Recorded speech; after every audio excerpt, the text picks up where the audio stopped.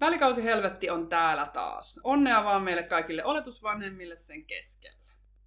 Jos ollaan ihan raivorehellisiä, niin kukaanhan ei erityisemmin nauti siitä kausivaatteen vaihdosta tai siitä välikausin vaiheesta. Se on semmoinen pakollinen paha aina keväällä ja syksyisin. Mä oon tehnyt nyt sen kaudenvaihdon 19 kertaa ja mä voin luvata sulle, että siitä on mahdollista selvitä myös pikkasen helpommin ja ruuhkattomammin. Mä kerron nyt 5 askelta, joiden avulla sinä myös voit tehdä sen kaudenvaihdon vähän lepposammin ja myös siellä ruuhkavuosiarjen keskellä.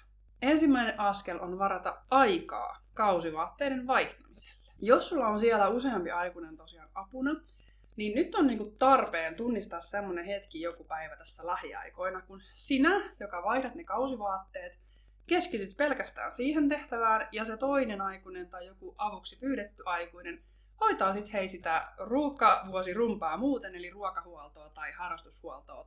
Ja sinä keskityt nyt pelkästään tähän tehtävään, jotta sä saat sen optimoitua itsellesi. Eli nyt kalenteriin se ja joku muu hoitaa ne muut askareet siinä hetkessä, kun sä keskityt nyt tähän kaudenvaihtoon. Sitten kun se on sovittu sinne kalenteriin, niin seuraava askel onkin sitten käydä läpi kaikki, mitä teillä on nyt tällä hetkellä siellä kodissa. Tee inventaario niille sun jo olemassa oleville varusteille. Ja jos perheessä on esimerkiksi useampi lapsi, niin sehän on oikeasti ihan selvä juttu, että meillä on 4 vuoden aikaa Suomessa, lapset kasvaa, joten vaikka sä olisit jemmannut sinne jotain edellisen vuoden kenkiä tai asusteita sisaruksilta, niin nehän ei välttämättä nyt sit olekaan oikeaan aikaan sopivia. Ja käyt ne läpi ja katsot, että mitä sinulla jo on siellä. Onko jokaiselle lapselle ja aikuiselle nyt semmoiset varusteet, kun hän tulee tarvitsemaan tässä kevätkaudella. Ja sitten, mikäli sä huomaat sieltä puutteita, niin sä kirjoitat ne sitten ylös, että välikausitakki koossa 104 puuttuu tai joltakulta puuttuu sitten tällaiset kevätkengät koossa 28 tai ihan niin kuin kirjoitat tosi konkreettisesti itsellesi nämä sitten ylös. Ja tämä inventaari tosiaan tehdään nyt sitten vaikka siinä samana hetkenä, kun sä oot varannut sieltä kalenterista raivannut itsellesi tilaa tehdä tämä, jolloin tämän inventaarion aikana, sinä et nyt ole se, joka laittaa ruokaa tai pitää huolta, että porukka säilyy hengissä, vaan joku muu saa hoitaa sitä askaretta tänä aikana, kun sinä käyt nämä läpi. Tai sitten vaihdatte rooleja, joku toinen tekee tämän ja sinä pidät sitten porukkaa siellä selvillä vesillä.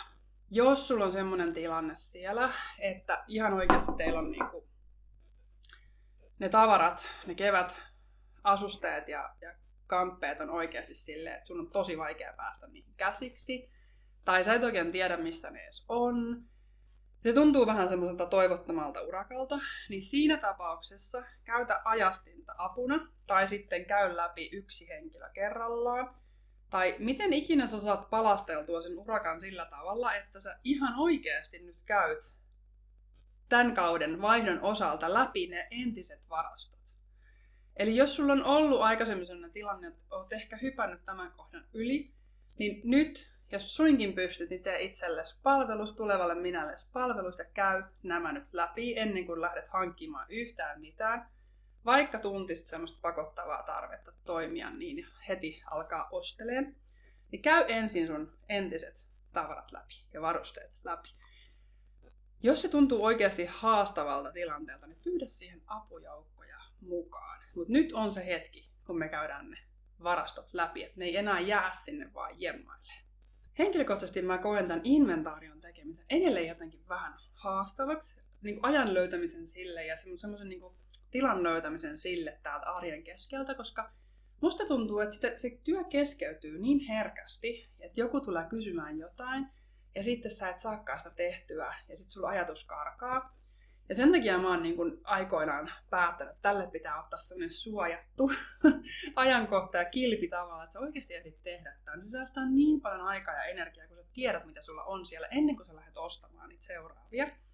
Joten tämän mä aion itse nyt toteuttaa tulevana viikonloppuna ja nyt niin oikeasti pitäytyä siinä suunnitelmassa sitten.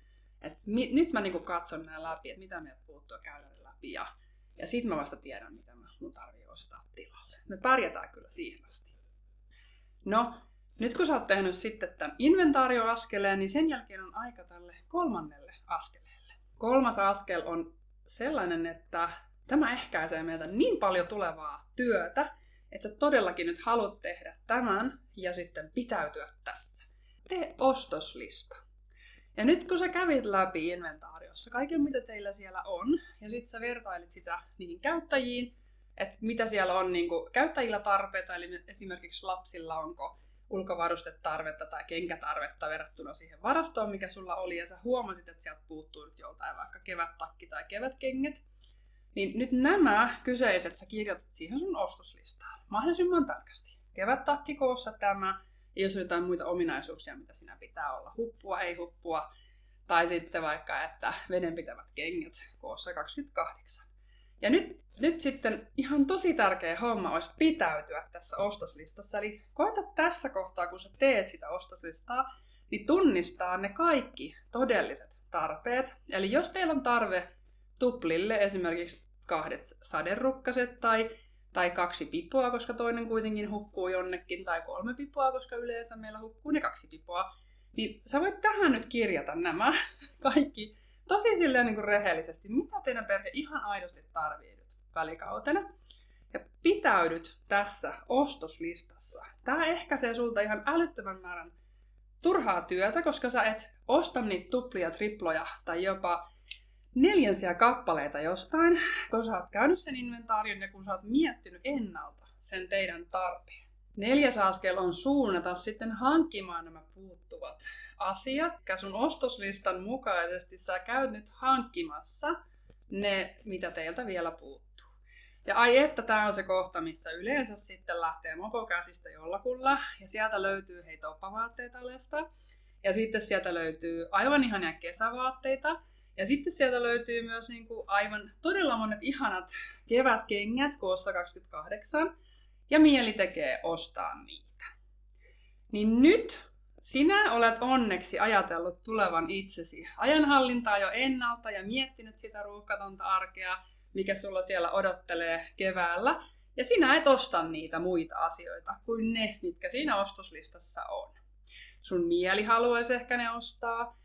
Voi olla, että joku niistä voisi olla jopa tarpeellinen. Esimerkiksi ne toppavaatteet ensi kaudelle. Mutta me keksitään niin paljon hyviä tekosyitä yleensä ostaa näitä. Ja todella harvat niistä syistä on oikeasti sellaisia, että ne meitä hyödyttäisi. Mä ymmärrän sen kiusauksen ostaa esimerkiksi toppavaatteet varastoon. Mutta mietin nyt ihan super tarkkaan. Onko sulla tilaa varastoida niitä? Ootko aivan varma, että tiedät mitä kokoa ne kaverit siellä käyttää ensi syksynä tai lokakuun, marraskuussa, kun tulee semmoiset toppavaatekelit? Ootko aivan varma, että nyt ei tule hutiostos tästä? Jos tulee hutiostos, miten sä hanskaat sen tavallaan sen rahallisen tappion, sen ajallisen tappion, sen, että se vie tilaa siellä teidän kodissa, se vaate, joka ei ikinä tule käyttöön. Nyt mietit tosi tarkkaan sitä tulevaa itseä ja sitä sun työmäärää siellä syksyllä. Mä suosittelisin pitäytyä nyt siinä ostoslistassa ja sit sä voit oikeasti ajatella silleen, että jos sä tarvittiin nyt sen toppavaatteen, niin ota tässä nyt vaikka viikko lisää mietintäaikaa itsellesi ja mieti sitä asiaa monesta kulmasta. Onko aivan varma, että sä oot ihan varma siitä koosta tai väristä tai henkseleistä, ilman henkseleitä, kaikki nämä pikkumuuttujat. Niin jos et ole varma, niin älä osta. Se on useimmiten parempi ratkaisu, kun löytää nyt alennuksesta joku ja olla vähän sitten sinne päin. Todennäköisesti sä löydät myös hyvään hintaan syksylläkin, kun sulla on enemmän dataa tästä asiasta. Sä tiedät esimerkiksi mitä väriä tämä käyttäjä toivoo tai minkälaisia ominaisuuksia sitä vaatteita siinä kohtaa odotetaan. Tätä ostoslistaa on mun mielestä tosi vaikea kohta sen takia, että jotenkin se mieli keksii niin paljon tekosyitä ostaa niitä kaupasta, niitä ihania juttuja, mitkä tulee siellä vastaan. Mutta tämän ostoslistan avulla sä tavallaan ulkoistat sen päätöksenteon, ja se on ainakin mua henkilökohtaisesti auttanut tosi paljon.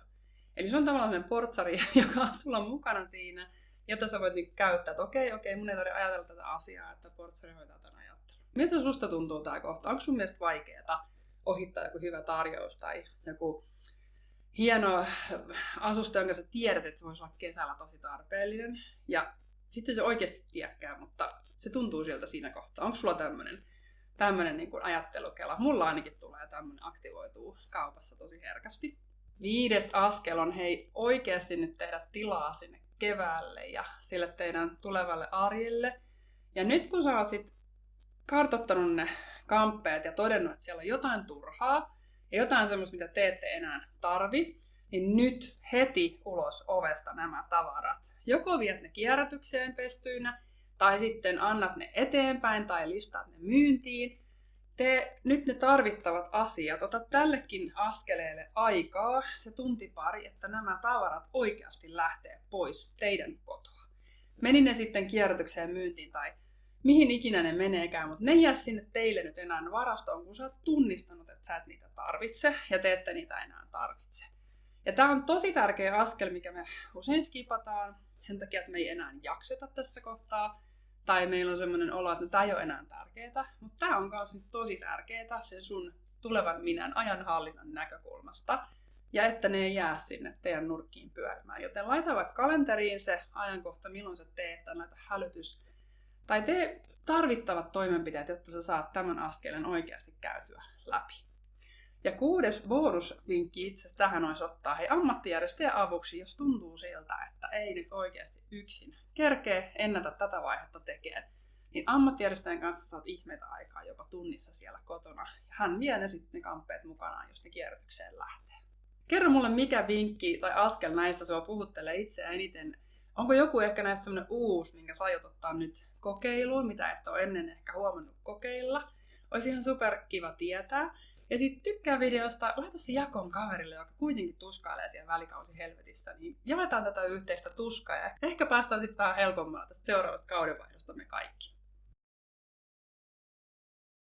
Eli joku toinen aikuinen hoitaa nyt sitä ruuhkahuoltoa, joku toinen aikuinen hoitaa nyt sitä ruuhkavuosi rumpaa, eli ruokahuoltoa tai harrastuskuskauksia.